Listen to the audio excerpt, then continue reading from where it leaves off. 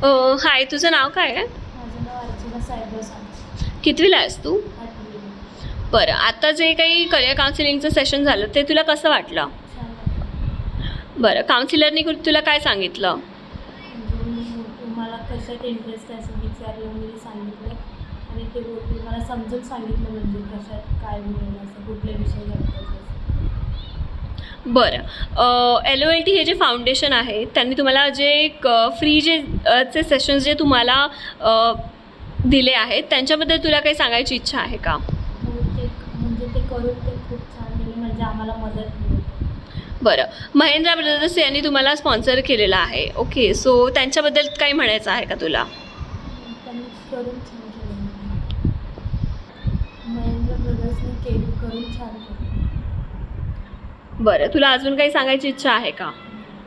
बरं, थँक्यू.